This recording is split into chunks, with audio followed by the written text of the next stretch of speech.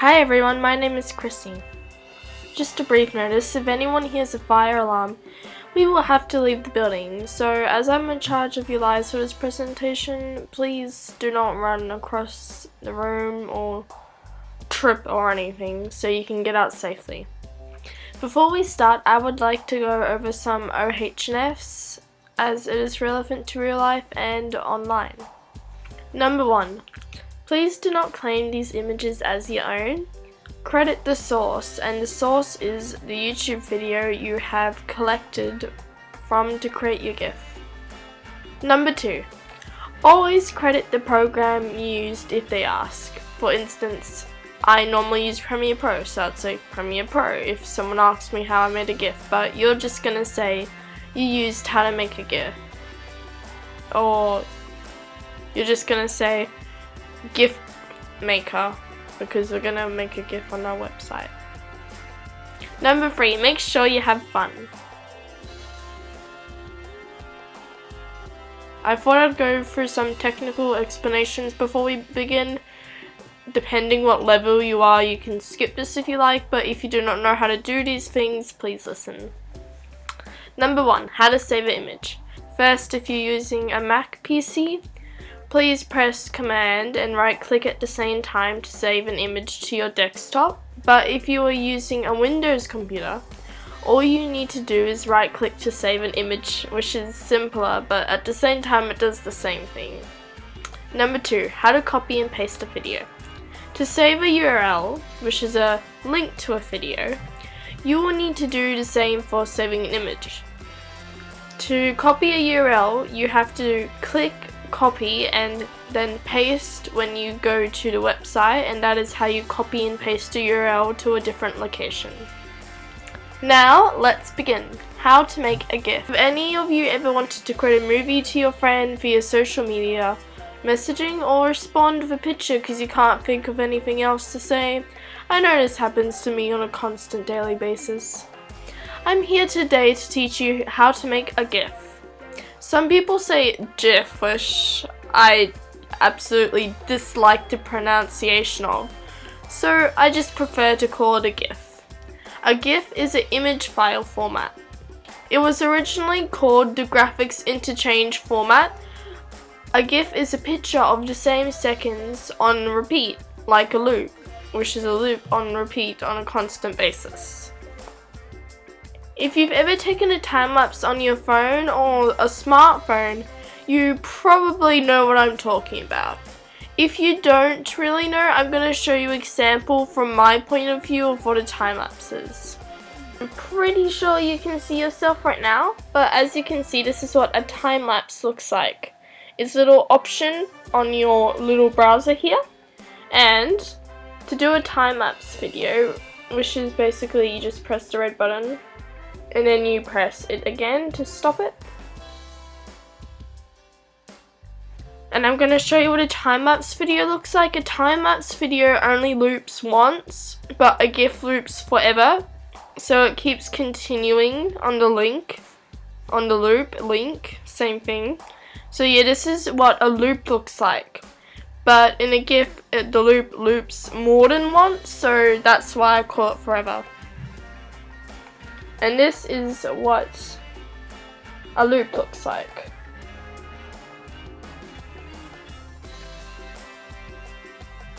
So yeah, basically it's that, but 100 times over. Now, if that wasn't a simple enough explanation of what a GIF is, I'm going to show you a video by PBS Softbook, and hopefully they can explain it better than I can.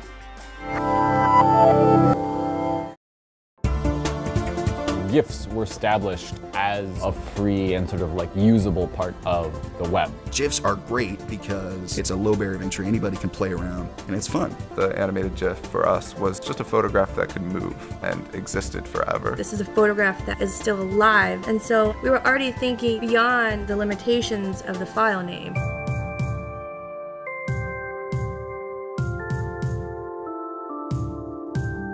An animated GIF is an image that's been encoded using the graphics interchange format, where it has multiple frames encoded into a single image file, and a web browser or other piece of software will play those images back in animated sequence automatically. The original GIF specification came out in 1987. Early example of GIFs that you see are flames. Like, flames are very popular, and the waving American flag is all over the place. Most notoriously is the under construction GIF. But then by the time you get to like 95, 96, you've got the release of the Netscape browser and these web browsers that can automatically animate them. And all of a sudden you see this new spike in popularity. But following that, there's this sudden division between the Web 1.0 of the 70s and 80s and 90s, and then Web 2.0 of like the 2000s moving forward. So the idea of using GIFs becomes way less fashionable. But around 2007, 2008, popularity is swinging back up. People start to realize that you can use GIFs for tons of different things. Like, now that we're in 2011, 2012, there's more GIFs online, but you also have way more places to put them. Things like Reddit and Tumblr, WordPress, even like Twitter to a certain degree. So you're seeing actually this like postmodern GIFs. And the tools for GIF creation are becoming more widespread. GIFs can be anything, but what unites the GIFs is that they're short and they are something that most Tumblr users can create themselves. People are sharing more, and I think Tumblr definitely has a part of that. Humans really like repetition. We feel comfortable with it. And sometimes just the longer you watch something, the funnier it gets, or it'll actually change meanings. You have the glitch art, you have pixel art, TV, movies, and you have stuff that you can't even really categorize. I think it's mostly on people driving the forum, definitely, because it enhances their online persona. Just being able to make some of those makes you so cool. It's uncharted territory right now. And I think really anything has the possibility, the potential of being in our forum, but certainly around animated GIFs, we've seen a transformation. We've seen them go from just people taking TV shows. We've seen people making original stuff with them. Mashups between video games and movie characters, and even Tumblr memes. I think there's other new art forms waiting to be discovered in there that we just haven't figured out yet.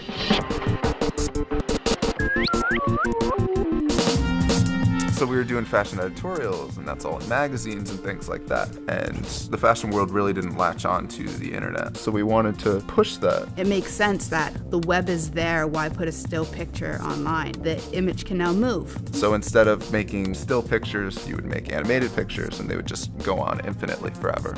Everyone always describes our work as creepy. What's creepy about it? But our work is very playful. So, I mean, I think the two biggest inspirations is one, the web. We work off of memes, and memes are in our work. They're just a kid making something funny with their friend and tossing it up online because they can. That's where the best memes come from, you know? Yeah. It's accidents. But besides that, video games. It lends itself to like video game culture, like playing a game and, you know, blowing people up on the moon and slaying dragons and things like that. It's just this idea that you could be anything and you can become go anyone. anywhere. Yeah. I mean, these are possible in games. We get bored really, really quick. And it's always about doing the next thing in technology. And it used to be that art was in museums on walls. And now all of a sudden with this thing of the web and art on screens, all of a sudden you go to the MoMA and there's a screen with art on it. So we just want to be there.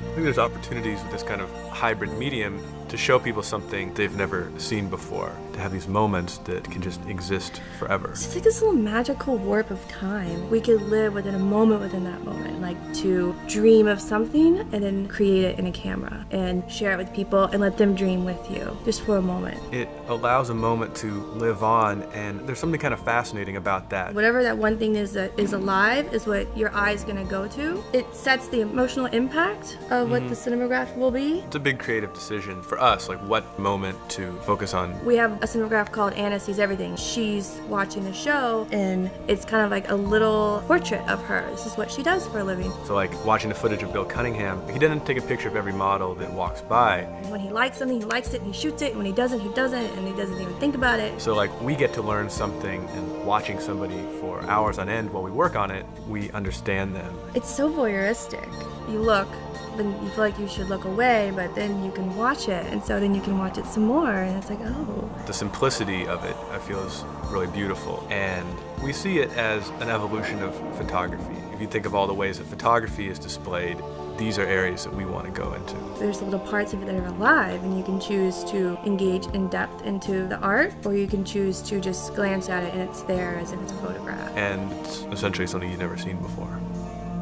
Who are those people for whom they think in GIFs, or they almost speak in GIFs? And I think once you get to that point, yeah, sure, it's art. The ideal of art has changed. And we've always seen what we can get away with. It's fun. When we started making these, we were calling them animated GIFs, but it was so much more than that. It's just too new, and I love being a part of this at a time when we're just figuring it out. So this is a hobby of mine. I actually run an Elvis Presley blog on Tumblr where I post GIFs of Elvis and Priscilla and the whole shebang, and I have 1,000 followers. I believe this could be of use to you because you might be in a workplace, or you could just do it in your free time as a hobby, as I do. GIFs can be used for basically anything. As I'm going to show you later, there is a GIF of a cat in a Pop-Tart. Well, the cat is a Pop-Tart basically, so it can be literally anything, any use at all. They are most popular on a site called Tumblr, which can be related to Pinterest. But Pinterest is a board system where you pin things, and Tumblr is basically a collection of information in one place, and there's no separating differences. If you're a fan of a person or a movie, even a music artist, you would probably be able to find them on YouTube, so this should be pretty fun for you guys. If you have a really deep interest, you're going to be able to find it on YouTube. The most fantastic thing about a GIF is you can make one from every single YouTube video in the whole wide world. So there's going to be something that definitely interests anyone watching this. For instance, do you like coffee? You could have a GIF of a fresh coffee being made. And I'll be showing you my example of a coffee GIF throughout this presentation because I really enjoy a good coffee. Coffee GIFs are actually really common on the internet because a lot of people enjoy coffee. And these are mostly reblogged by Starbucks and Tumblr blogs. GIFs can also be used in web format. In case of working in your local library, you could also film your surroundings and create that in a GIF to interest people at a glance of what your library can offer them.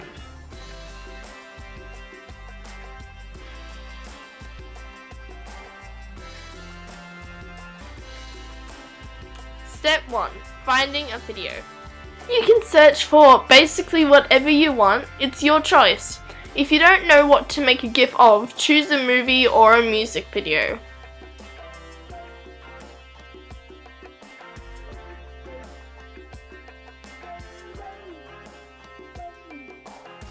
For instance, I have chosen this coffee video from YouTube. Next, we right click on the URL and press copy. Then we're going to Google, search YouTube to GIF and click on the first link. Step 2. Loading the video. This is the easy part, which is basically just loading the video. Step 4. The start and finish time of your GIF. The start time of your GIF is very important, especially if you wanted a section of your video at a certain time. Check what time you wanted it at and move the bar across the screen until you reach it. Feel free to create your GIF longer than 5 seconds if you wish.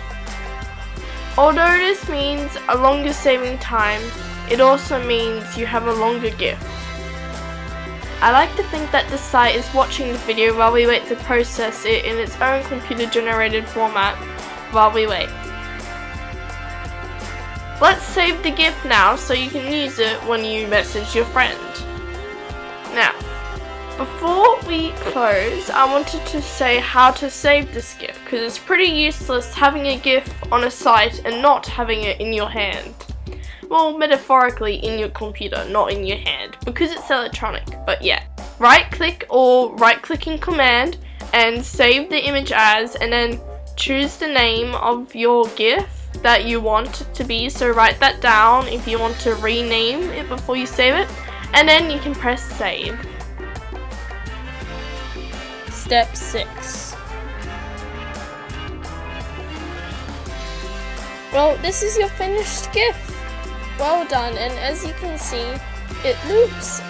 And that is your finished GIF. It's on your desktop now, and if you ever wanted to send it to someone, there's normal little photo icon on your desktop on Facebook, and you can attach your GIF on there and send it for messages. And I'm pretty sure you know how to upload photos to different social media sites. Some sites GIFs work and some sites they don't. For instance, on Facebook you cannot publish a status of a GIF because it's frozen, but you can actually comment on people's statuses with GIFs, which is very interesting.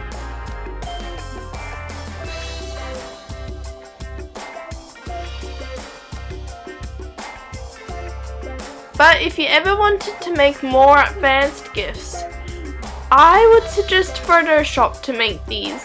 And sometimes there are special deals for students for Photoshop. If you show your validation of being a Sunburn student, I am sure you can get Photoshop at a better price than what the average price is.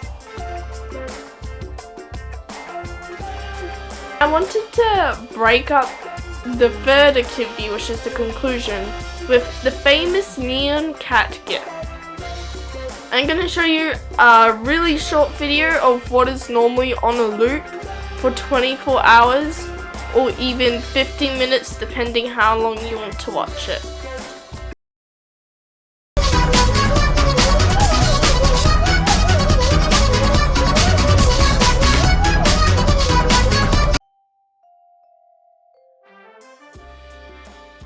Okay, so the neon cat is an internet meme. It was first uploaded to YouTube in 2011, and it's a famous GIF on Facebook and Tumblr. Many people like it because it's cute, which is why I like it, but many people find it annoying because of the background noise, and I can imagine if you're listening that onto the loop, it would drive you slowly crazy. But I think that's the point to the meme, because it makes you annoyed after time, but at the start it's all cute and you want to share it, and then everyone gets annoyed at you, and that's what a meme is, basically. So here is a short animated video of the creation of the neon cat. I hope you enjoyed it. I just thought it was something really cute to add to this presentation.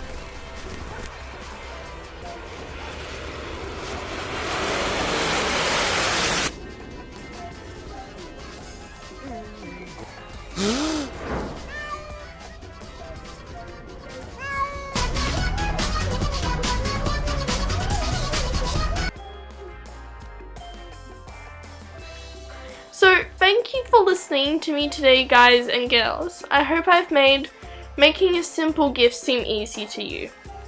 Were there any questions in general about my GIFs for my presentation? If there were, you can message me if you wish.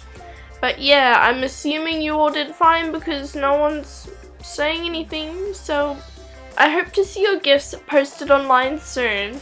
Speaking of which, there is actually a Facebook group for our diploma under Diploma of Library Information Services.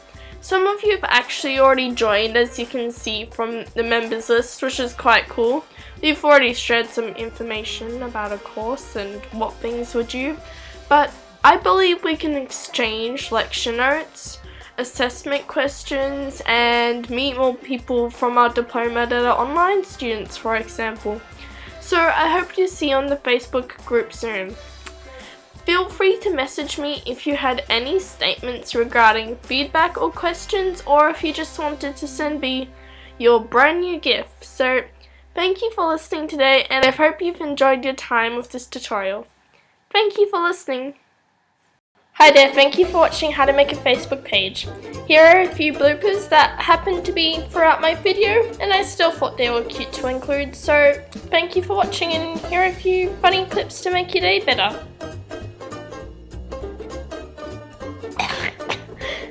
Hi there, thank you. Hi there, thank you for.